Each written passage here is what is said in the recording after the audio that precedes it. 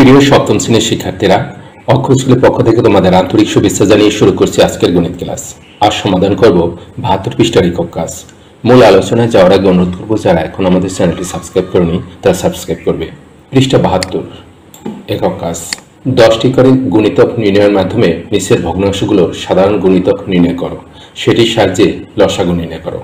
এখানে 3টি প্রশ্ন আছে, 1, 2, 3, এবং 3টি প্রশ্নেই 3 জোড়া ভগ্নাংশ দেওয়া আছে। এই 3 জোড়া ভগ্নাংশর প্রথমে আমরা সাধারণ গুণিতক নির্ণয় করব এবং সাধারণ গুণিতক নির্ণয়ের মাধ্যমে লসাগু নির্ণয় করব। তো চলো এক এক করে করা যাক। যেমন এখানে আমরা যদি 70 পৃষ্ঠার শেষের লাইনটি খেয়াল করি, একটি ভগ্নাংশের সাথে একটি পূর্ণসংখ্যা গুণ করলে আমরা যে আরেকটি ভগ্নাংশ বা পূর্ণসংখ্যা পাই সেটি ওই ভগ্নাংশের একটি গুণিতক।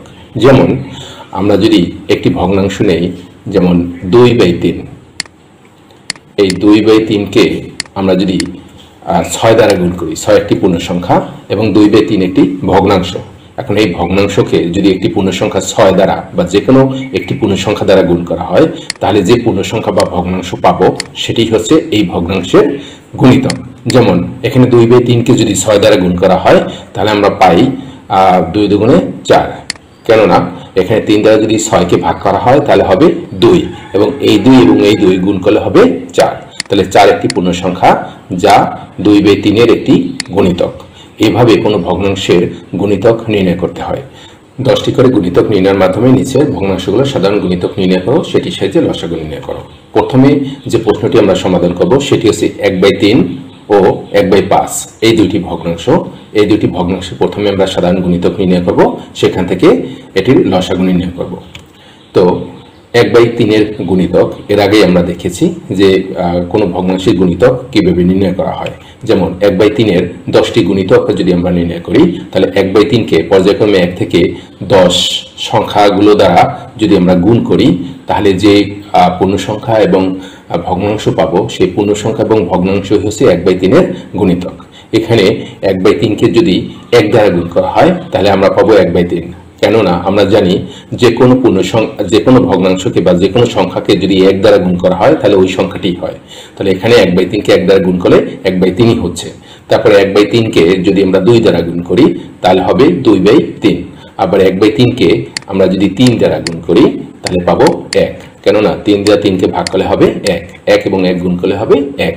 তারপরে 1/3কে যদি 4 দ্বারা গুণ করা হয় তাহলে পাবো 4/3, এবং 1/3কে যদি 5 দ্বারা গুণ করা হয় তাহলে পাবো 5/3, এবং 1/3কে যদি 6 দ্বারা গুণ করা হয়, আমরা একটু আগে দেখেছি যে 1/3কে 6 দ্বারা গুণ করলে হবে 2, 1 এবং 2 গুণ করলে হবে 2, এবং 1/3কে যদি 7 দ্বারা গুণ করা হয় তাহলে পাবো আমরা 7/3, যদি 8 দ্বারা গুণ করা হয় তাহলে পাবো 8/3, এবং 1/3কে যদি 9 দ্বারা গুণ করা হয় তাহলে পাবো 3। দেখো 1/3কে যদি 9 দ্বারা গুণ করা হয়, 9 দ্বারা যদি 3 দ্বারা যদি 9কে ভাগ করা হয় তাহলে হবে 3, 1 এবং 3 গুণ করলে হবে 3, এই হচ্ছে 3। তারপরে 1/3কে যদি 10 দ্বারা গুণ করা হয় তাহলে পাবো 10/3। এই কিভাবে পাওয়া যায় এগুলো এর আগের ভিডিওতে আমরা দেখেছি বিস্তারিত, তো এখানে আর সেটি আলাপ করলাম না। তারপরে 1/5 এর গুণিতক নির্ণয় করবো আমরা 10টি, এর মতোই যে প্রথমে আমরা 1 থেকে 10 পর্যন্ত সংখ্যাগুলো দ্বারা এই 1/5কে গুণ করব, যে পূর্ণসংখ্যা এবং ভগ্নাংশগুলো পাবো সেগুলো হচ্ছে 1/5 এর গুণিতক। তো 1 থেকে 10 পর্যন্ত সংখ্যাগুলো দ্বারা যদি 1/5কে গুণ করা হয় তাহলে এই ভগ্নাংশ এবং পূর্ণসংখ্যাগুলো আমরা পাই। যেমন 1/5কে যদি 1 দ্বারা গুণ করা হয় তাহলে পাবো 1/5, যদি 2 দ্বারা গুণ করা হয় তাহলে পাবো 2/5। যেমন 1/5কে আমরা যদি 2 দ্বারা গুণ করি, আমরা জানি যে কোনো পূর্ণসংখ্যা নিচে একটা 1 ধরা যায়। তো এখানে দেখো 2 আছে লবে এবং 1 আছে লবে, আমরা যদি লব গুণ করি 1 এবং 2 গুণ করলে হবে 2, এবং নিচে হর 5 এবং এখানে হর 1, 5 এবং 1 যদি গুণ করা হয় তাহলে পাবো 5।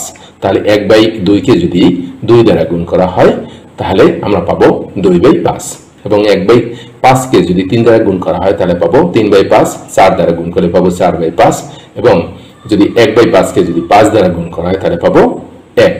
তারপরে 1/5কে যদি 6 দ্বারা গুণ করা হয় তাহলে পাবো 6/5, তারপর 1/5কে যদি 7 দ্বারা গুণ করা হয় তাহলে পাবো 7/5, এবং 1/5কে যদি 8 দ্বারা গুণ করা হয় তাহলে পাবো 8/5, যদি 9 দ্বারা গুণ করা হয় 1/5কে তাহলে পাবো 9/5, এবং 1/5কে যদি 10 দ্বারা গুণ করা হয় তাহলে পাবো 2, কেননা 5 দিয়ে 10কে ভাগ করলে পাবো হবে 2, 1 এবং 2 গুণ করলে হবে 2।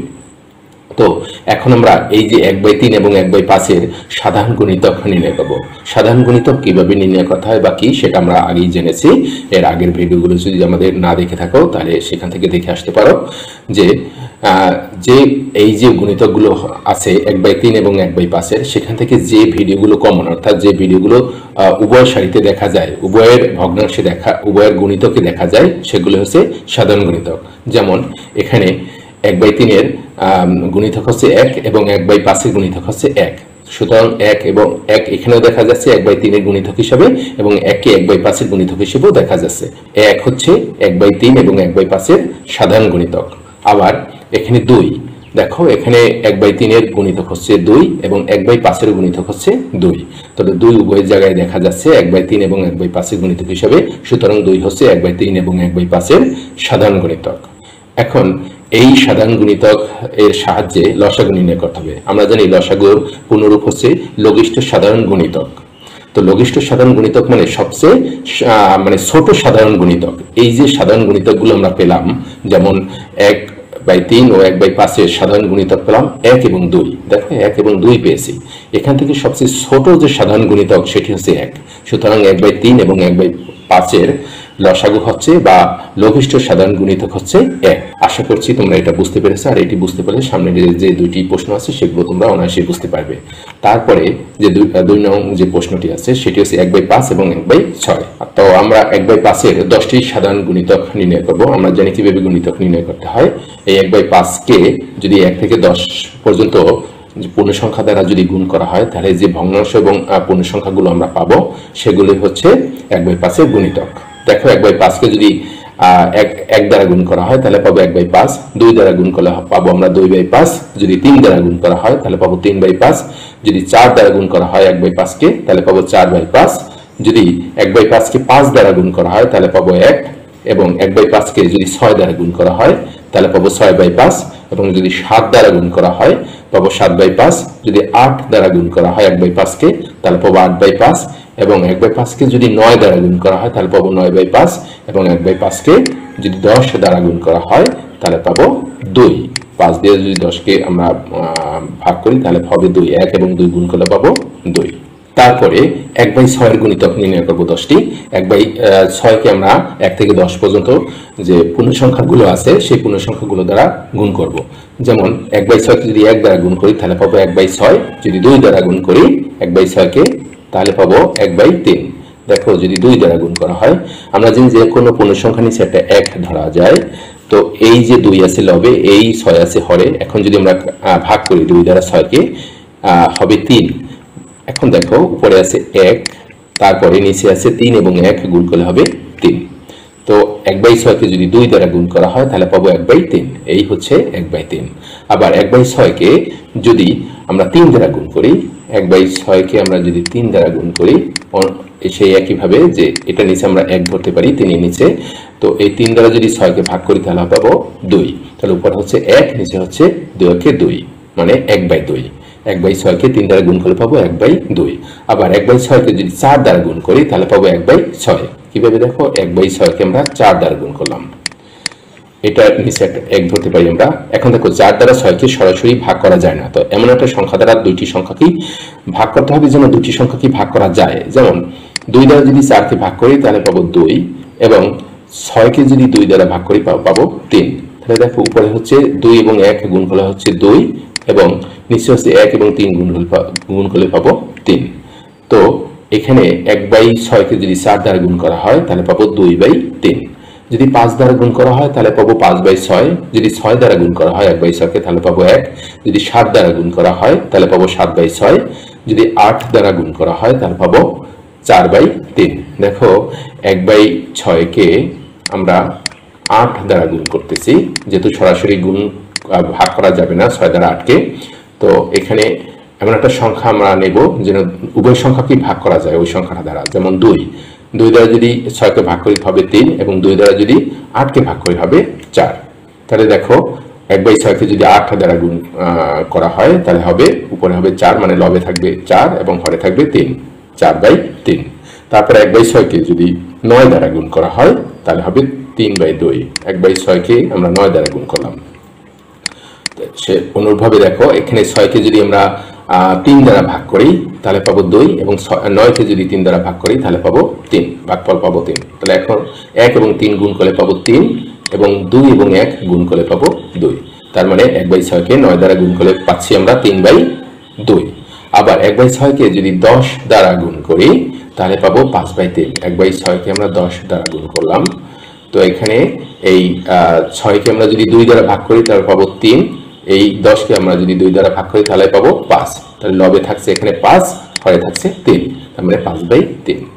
তো এগুলো এখন সাধারণ গুণিতক আমরা নির্ণয় করব। দেখো এই 1/5 এবং 1/6 এর সাধারণ গুণিতক হচ্ছে 1, কেননা 1/5 এবং 1/6 1 ছাড়া অন্য কোনো গুণিতক দেখা যাচ্ছে না। কমন হিসেবে দেখো এখানেও 1 আছে, 1/5 এর গুণিতক এখানেও 1 আছে এবং 1/6 এর গুণিতক এখানেও 1 আছে। 1 ছাড়া অন্য কোনো গুণিতক মিলছে না, তার মানে 1/5 এবং 1/6 এর সাধারণ গুণিতক হচ্ছে 1। এখন যেহেতু একটি গুণিতক 1/5 এবং 1/6 এর, সুতরাং 1/5 এবং 1/6 এর লসাগু হচ্ছে 1। তারপরে সর্বশেষ যে প্রশ্নটি আছে সেটি হচ্ছে 1/3 ও 1/10। 1/3 এর গুণিতক আমরা নির্ণয় করব। 1/3 কে পর্যায়ক্রমে আমরা 1 থেকে 10 পর্যন্ত সংখ্যাগুলো দ্বারা গুণ করব। তারপরে এই যে 1/3 এর যে গুণিতকগুলো আছে এগুলো সবই আমরা এর আগে দেখেছি যে কিভাবে এই গুণিতকগুলো নির্ণয় করতে হবে। তো তারপরে যে আমরা যেটি দেখিনি সেটি হচ্ছে 1/10 এর গুণিতক দেখিনি। তো 1/10 কে যদি আমরা পূর্ণ সংখ্যা 1 থেকে 10 পর্যন্ত সংখ্যাগুলো দ্বারা গুণ করে থাকি তাহলে যে পূর্ণ সংখ্যা এবং ভগ্নাংশগুলো পাবো সেগুলো হচ্ছে 1/10 এর গুণিতক। যেমন 1/10 কে যদি 1 দ্বারা গুণ করা হয় তাহলে পাবো 1/10, যদি 2 দ্বারা গুণ করা হয় 1/10 কে দেখো তাহলে পাবো 1/5। যেমন এখানে এই 2 নিচে 1 ধরতে পারি আমরা, 2 দ্বারা 10 কে ভাগ করলে পাবো 5, তাহলে হচ্ছে কত 1/5, কেননা উপরে থাকছে 1 নিচে থাকছে 5 তাহলে 1/10 কে যদি 2 দ্বারা গুণ করা হয় তাহলে পাবো 1/5, যদি 3 দ্বারা গুণ করা হয় 1/10 কে তাহলে পাবো 3/10 এবং যদি 4 দ্বারা গুণ করা হয় তাহলে পাবো 2/5। দেখো 1/10 কে 4 দ্বারা গুণ করা হবে, তাহলে এইখানে এই 4 কে 2 দ্বারা ভাগ করলে হবে 2 এবং এই 10 কে যদি 2 দ্বারা ভাগ করি তাহলে পাবো 5। তাহলে উপরে থাকছে কত 2 একে 2, নিচে থাকছে 5। তো এখানে 1/10 কে যদি 4 দ্বারা গুণ করা হয় তাহলে পাবো 2/5। আবার যদি 1/10 কে যদি 5 দ্বারা গুণ করা হয়, 1/10 কে যদি 5 দ্বারা গুণ করা হয় তাহলে পাবো 1/2, কেননা 5 দ্বারা যদি 10 কে ভাগ করি তাহলে হবে 2, তার উপরে থাকছে 1, নিচে থাকছে 2 অক্ষে 2, তাহলে 5 দ্বারা গুণ করলে পাবো 1/2।